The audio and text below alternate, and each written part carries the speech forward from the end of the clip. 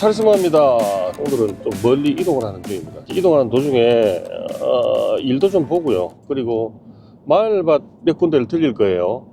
지금 예상으로는 그 부산하고 그리고 위로 뭐 청도나 창녕, 합천, 밀양, 담낭진 그쪽으로 이동하면서 무작위로 마을밭에 들릴 거예요. 전문 농가에도 들릴 거고 소규모 농가에도 들릴 겁니다. 그래서 지금 그 내 밭에 있는 마늘의 상태가 좋은지 안 좋은지 판단할 근거가 없어요, 여러분. 이렇게 여러 지방에 있는 마늘들을 비교를 해봄으로써 내 마늘의 상태가 정상인지 아닌지 판단할 수 있는 자료가 되지 않을까. 그래서 오늘 몇 군데 마늘밭을 들러서 정보들을 비교도 해볼 겁니다. 그걸 정리를 해서 여러분들에게 알려드리도록 하겠습니다. 자, 출발하겠습니다.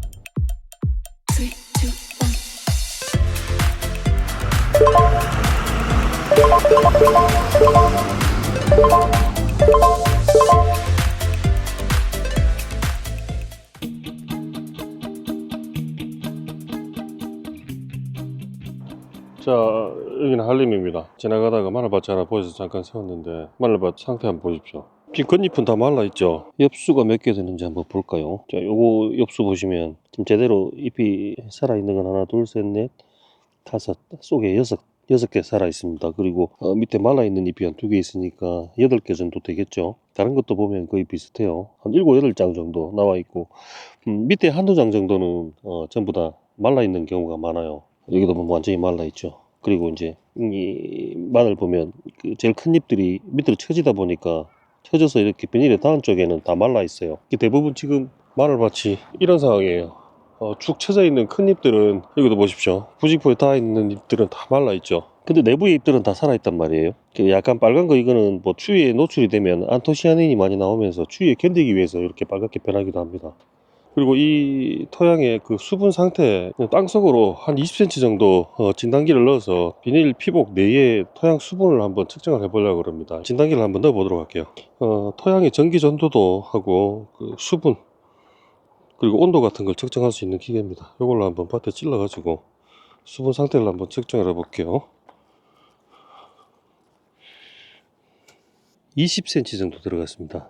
토양 수분이 41%예요 수분 적은 거 아닙니다. 전기 전도도 이시도 2.13 굉장히 높게 나옵니다.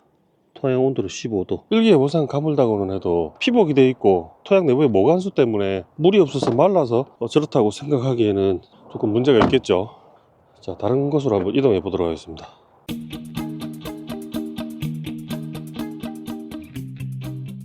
자, 부산 출발해서 김해 한림에 갔다가 칠서 쪽으로 이동 중입니다. 그리고 청룡 쪽으로 이동을 하도록 하겠습니다. 자, 여기는 칠서입니다. 칠서.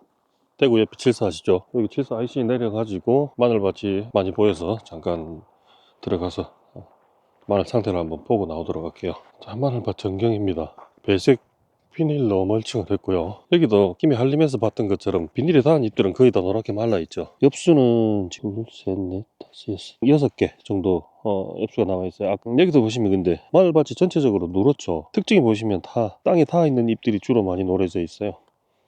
그리고 안에 있는 잎들은 색깔이 좀 빨갛게 변하긴 했지만 기후를 잘 버티고 있습니다. 마늘밭을 보면 전체적으로 다 이렇게 누렇게 보입니다. 이게 잘못된 게 아니란 얘기죠. 여기도 토양 수분을 한번 측정을 해보도록 할 건데, 원래 벼농사를 짓던 땅입니다. 점토가 많이 포함이 되어 있는 땅이라 물기가 많을 거예요. 몇 프로나 되는지 진단기로 한번 찍어 보도록 하겠습니다. 똑같이 20cm 정도 깊이로 찔렀고요. 토양 수분이 39%, 이씨는 0.5. 자, 여기도 39% 같으면 결코 수분이 적은 게 아닙니다. 아무리 가물다고 해도 토양 내부에 수분이 이렇게 쉽게 빠져나가거나 달아나지 않아요. 그래서 일부러 겨울에 물을 주는 그런 행위는 하지 않아도 될 것 같습니다. 자, 다른 데로 한번 이동을 해 보도록 하겠습니다.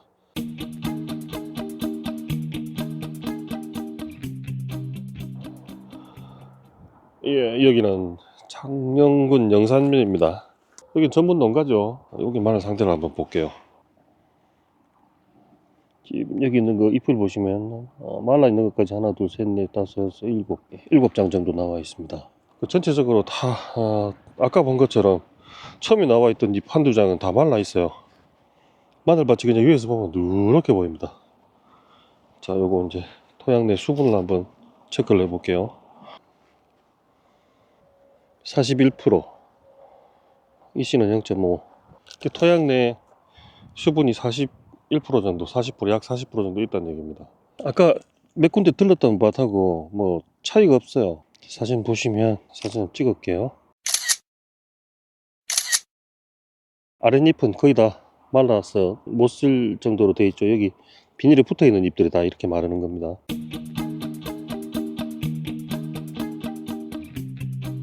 자, 여기도 작년이고요. 아직 어립니다.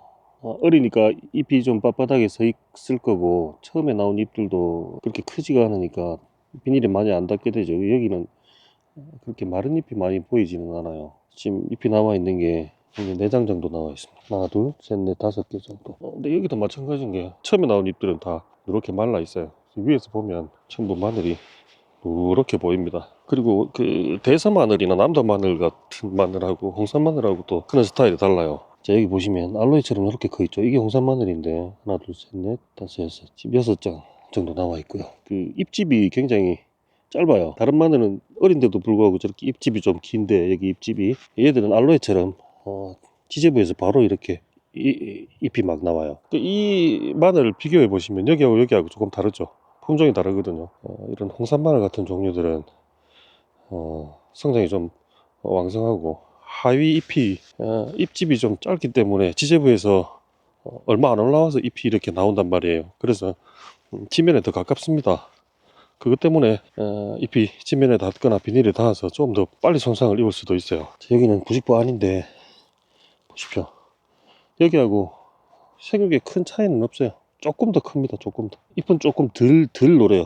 남부지방에서는 이런 거 없이도 뭐 얼마든지 겨울을 버텨냅니다. 실제 작황이 얼마나 차이가 날지 몰라도 전문 농가가 아니고 취미로 이렇게 농사를 지시는 분들에 있어서는 굳이 저런 부직포는 필요가 없다고 생각이 돼요. 다른 밭에 또 한번 넘어가 보도록 하겠습니다.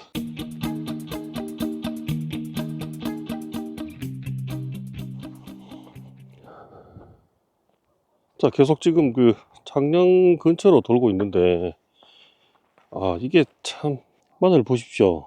다들 마늘이 잎이 노랗다 뜬다 해서 걱정 많이 하시는데, 창녕에도 지금까지 들러온 밭에 잎이 누렇지 않은 데가 한 군데도 없어요. 특히 이 비닐에 닿아있던 처음에 나온 하엽들은 대부분 다 말라있죠. 자, 이렇게 지금 창녕 쪽을 대략 둘러보고 있는데, 한 두세 군데만 더 둘러보고 들어가도록 할게요.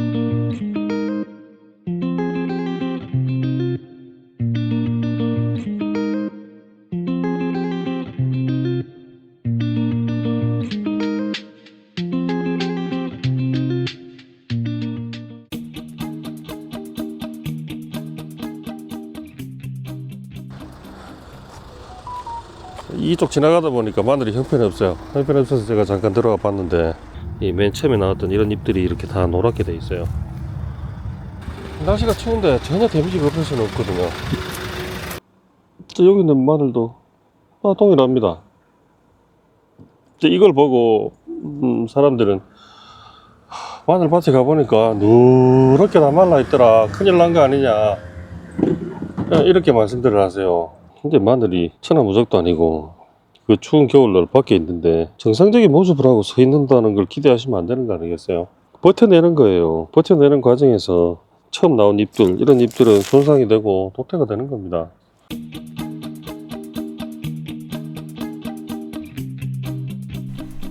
자, 여러분, 이제 결론을 내드릴게요. 제가 여러 군데를 돌아봤죠. 이 영상에 찍히지 않은 것도 많습니다. 수십 군데를 봤어요.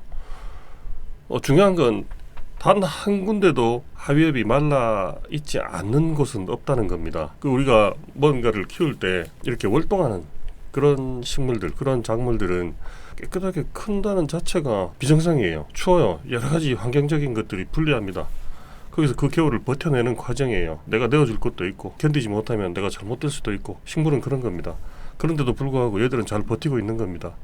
하위엽 한두 장 정도 말라도 상관없어요. 이런 백합과 식물들은 끊임없이 생장점에서 잎을 뽑아내거든요. 그 두 장 정도 처음에 나온 잎들이 마른다고 해도요, 안에서 계속 뽑아냅니다. 봄이 되면 미친듯이 큽니다. 걱정하실 건 전혀 없습니다.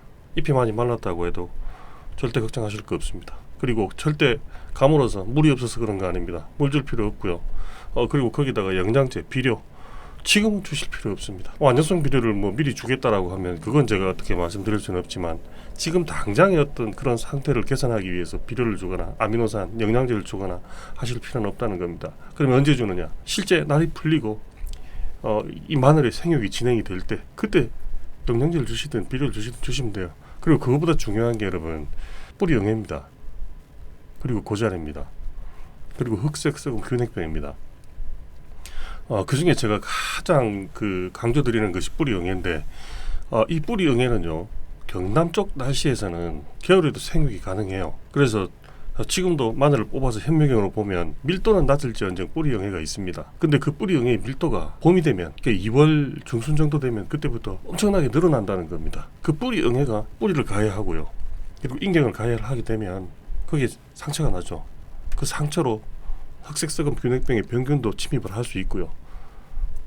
그리고 나쁜 세균에 감염이 돼서 물로 들어갈 수도 있는 겁니다. 지금부터 우리가 조심해야 될 거는 비료나 영양제, 약이 아닙니다. 잎마른병 같은 경우는 지금 오지도 않아요. 이 기온에서는 절대 올 수가 없어요. 여러분들은 잘 기다리셨다가 2월 중순부터 각 지역 농약방에 이 마늘을 뽑아가세요. 그래서 뿌리에 현미경으로 진단을 해달라고 하세요. 뿌리 응애 분명히 있을 겁니다. 그 뿌리 응애를 잘 관리를 하셔야 마늘 농사에 성공을 할 수가 있습니다. 자, 여러분 정리하겠습니다. 물 줄 필요 없습니다. 비료 줄 필요 없습니다. 영양제도 줄 필요 없습니다. 아무것도 하실 거 없습니다. 그냥 두면 됩니다. 얘들이 다 알아서 합니다. 그리고 2월 중순이 되면 진단을 받으시고 뿌리 영애 밀도를 줄일 수 있는 그런 약제를 꼭 간주를 하셔야 됩니다. 그게 제일 중요합니다. 마늘 농사는 그게 전부라고 해도 과언이 아닙니다. 자, 여러분 간단하게 정리를 해드렸습니다. 오늘은 여기까지 하겠습니다. 감사합니다. 살리스마였습니다.